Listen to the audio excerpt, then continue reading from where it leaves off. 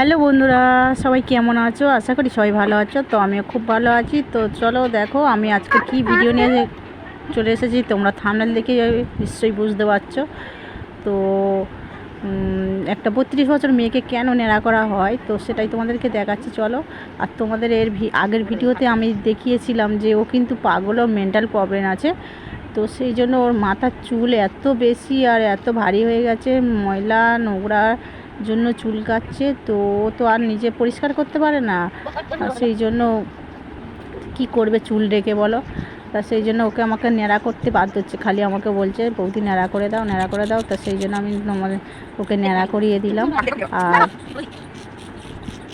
এর আগে অনেক ভিডিও ওর আমি দেখিয়েছি, তো সেই জন্য ভাবলাম এই ভিডিওটা তোমাদের সাথে শেয়ার করি।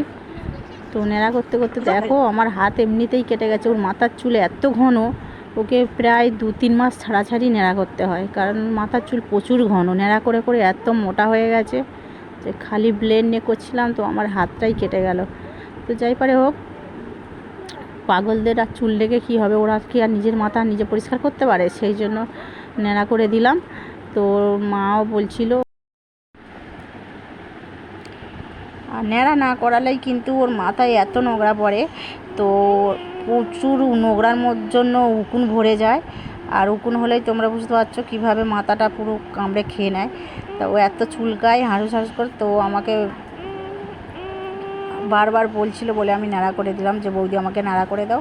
ওর মা বাবা সবাই বলছিল। তো ওর তো চুল রেখে আর কী হবে, ও কি আর নিজে পরিষ্কার করতে পারে? তো ওর না চুল রাখার থেকে নাড়াটাই ভালো আমার মনে হয়। তো নাড়া করাই ভালো, সেই জন্য আমি নাড়াটা করে দিলাম।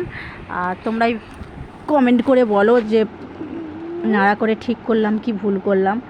আমার তো মনে হলো যে ওর মাথাটা হালকা হলে ও একটু শান্তি পাবে।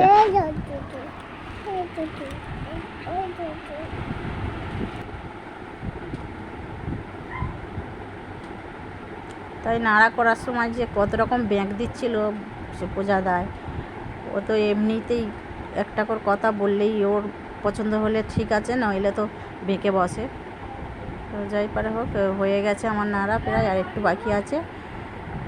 আর তোমরাই কমেন্ট করে বলো নাড়া করিয়ে ঠিক করলাম কি ভুল করলাম। এই গরমের সময় তো ওদের তো আর মাথা নাড়া না করিয়ে উপায় নেই, এত উকুন হয় আর ময়লা পড়ে। তো ওরা তো ওদের মাথা নিজেরাই খেয়াল করতে পারে না, সেই জন্য পরিষ্কার করার জন্য যে আর একটা লোক রাখবে সে তাও তো নয়। বলো এইসব গরিব ঘরে পাগলদের তো আর লোক রাখা যায় না ওদের জন্য। সেই জন্য ওর মা বললো যে নাড়া করে দাও, ওর মাথার চুল প্রচুর হয়ে গেছে আর উকুনও প্রচুর, নোংরাও প্রচুর পড়ছে। তো যাই পারে হোক, মাথাটা একটু কেটে গেছে নাড়া করতে করতে। দেখো নাড়া করার পরে ও চুলগুলো কিন্তু নিজেই ফেলে দিয়ে আসলো। আর তারপর মাথাটা কেটে গেছে বলে একটু ফটকিরি নিয়ে ঘষে দিলাম, কারণ পয়জন থাকলে কেটে যাবে। আর মাথায় এত মোটা চুল, আমার হাত কেটে গেছে ব্লেডে। আবার চারিদিকটা পরিষ্কার করতে হচ্ছে, এখানে একটুখানি একটু লেগে আছে। আর ঠিকঠাকভাবে বসছে না, তো খালি উঠে নড়াচড়া করছে, সেই জন্য হাতটা কাটলো। এই দেখো কত চুল হয়েছে। তো যাই পারে হোক, ভিডিওটা আর বেশি বড় করছি না, এই পর্যন্তই। তো ভালো লাগলে লাইক কমেন্ট শেয়ার করো, চ্যানেলটাকে সাবস্ক্রাইব করে পাগলটার পাশে থেকো। আবার দেখা হচ্ছে পরের কোনো ভিডিওতে। তো চলো টাটা, বাই বাই।